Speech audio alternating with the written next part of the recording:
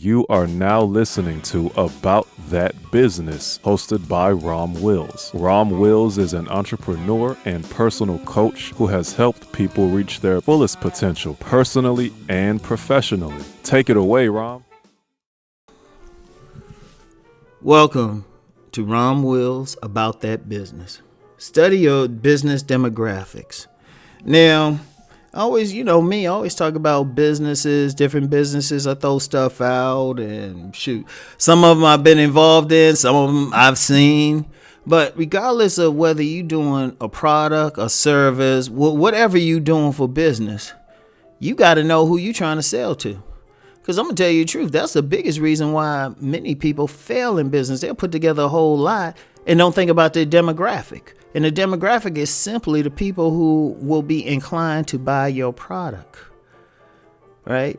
And then when you studying them, I'm going to tell you what, here's a trick with it. Because a lot of people, if they even do study a demographic, they look to see if what type of products that they normally buy anyway. Which ain't bad. Honestly, it's not bad. If you notice a certain amount of people or a certain group of people, practice yoga. And they do this in a certain area, you can set up that yoga studio. Or if they buy certain types of foods in this other area, Or it could be like an area where you have a high amount of vegans. So it's like you can set up. So that's not bad. But when you study your demographics, study them beyond what they purchase. Even if it's the product you want them to sell. You want to sell to them or the service you want to provide. This is why. That will tell you what their needs are. Remember, when people buy stuff, they do so on two levels. They do stuff, one, they buy stuff what they absolutely need. If people absolutely need toilet paper. Lord, I hope they do. They absolutely need soap. The foods aren't absolute in the sense that, like food in general, of course, that's absolute. But foods, it could be different types depending on the neighborhood and everything. So you might be looking at a group that they might not eat a lot of meat. Or you're looking at a group, they could be, they could be an Islamic population or a neighborhood or something. It's like, all those pork chops and pork bacon and all that stuff you wanted to sell at your little grocery store, it ain't going to work. So you want to look at not just what they buy, but what they do otherwise. Because sometimes their activities, often all the ways their activities lead to the things that they might buy. And in fact, you might be able to create a new product or innovative service that takes advantage of what they're doing. Like you might have, here's an example. Say you have an area where they are ultra religious. Say they're in a fundamentalist type of Christian sect. So it's like, okay, you're looking at this neighborhood, they fundamentalists and stuff. It's like, that nightclub might not work, right? And that bar might not work. And you're not seeing them buy anything that you would normally think, but by studying the demographic and noticing, okay, they real fundamentalists, they don't smoke. Okay, the cigarettes are out. They ain't drinking alcohol. The alcohol is out. But they don't party at a club. But, you looking at them and you're like, well, they still want to do stuff. Oh yeah, why not create this family place? Why not get a big spot where they can have the family bring them in and have good times? Boom, you got a business. Now, they weren't buying that at first. It wasn't there. You actually catering to them. Because let me get back to what I was saying about how people buy stuff. They buy stuff that they'll buy stuff that they absolutely need, but then they buy stuff they want, right? They want. Now, that could be good or bad, because sometimes what they want isn't a natural thing. Like when you've had, sometimes, and you can see this in different things in history. Like I remember when pet rocks were big. People didn't need pet rocks. What are you going to do with them?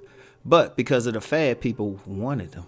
Or I remember when breakdancing came out in the 80s, and it was a big deal.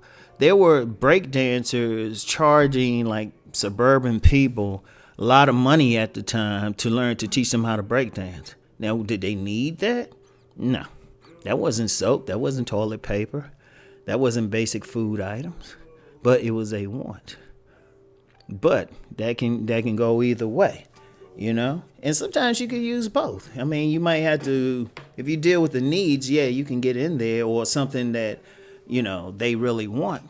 And some stuff kind of blurs. Okay, using that church example again, fundamentalists. You know, they might not need like that space to party, but they might want it. Like they can still live without it, but then if you present it, they might be interested and go for it. And it's an interesting thing. Man, you know, there's so many possibilities when you do that. You know, always study. If you're in a certain area or you notice something, just pay attention, sit back. Watch how they interact with each other. You know, watch how they interact with each other. You know, of course you're paying attention to what the stuff they buy and everything, of course, but then it might be something else there. Like you could be in an area, say it's not even necessarily a fundamentalist area, say it's an area of professionals, right? Professionals, they working all the time. And it's like, and there's a lot of professional singles. You might have an opportunity there for like a singles club or something. Or another thing, okay, here's something else. Say you're in a neighborhood and you at home or something, right? You at home during the day for whatever reason. You might not even have a job. And you living in a neighborhood of professionals and you're thinking, okay, they can all get those cars, all of this stuff. You know, all this stuff for their homes. But, you know, they be getting home late. What could I do for them? Wait a minute. I noticed they always bringing food from like a restaurant or something. They always eating out. All right. Let me set up a flyer. Say I can make customized dinners for them. Think about it. You get somebody in the neighborhood, they not working. They say, well, all they do is make dinners. They can make dinners for all these people who don't work. The people might just stop by their house. Boom, boom, boom. And that's how you have to think. But in order to get anything, you have to look at the people you're around or where you're going to be.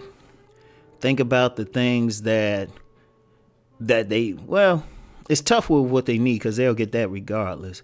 But think about the things they might want or that you can generate an interest in developing. Think about it. But the bottom line is always study everything. And when you study everything about them. Mating habits, what they're eating, how friendly they are to each other, their religious patterns, voting patterns, if you can find out every little thing you can. And that's actually what professional demographic companies do. And they pay corporations. Well, corporations pay them thousands, maybe even some, depending on the company, millions, just to figure out every little nuance about a certain population. So if you're starting out in business, the best thing you can do, yes, you can like look into getting those reports. Maybe you're lucky and get something relatively inexpensive, but usually they start in the thousands. But just pay attention. Pay attention to every little thing, no matter what. If you notice for some reason the people in the demographic you studying seem to like the color red, hey, you might say, hey, let me sell this thing over here. Or they could be overabundance of left-handed people. You can create some products for left-handed folks. That's how deep it is. So anyway, right? That's all I got for today. Want y'all to think about that. Study. Always pay attention to the people around you. Always study the demographics. Because remember something in business when you get down to it. No matter what business you get into, no matter what product you sell, what service you provide, at the end of the day, you're dealing with the habits of people. Even if you're doing business to business, you're not dealing with people directly. The business you're dealing with is dealing with people. So if you start paying attention to that, you can go a long way. You can figure out something that they might need or generate something that they'll want. I want you to think about that. But the thing is, you got to study your business demographics. So anyway, that's all I have for today. I'll talk to y'all later. Peace and many blessings.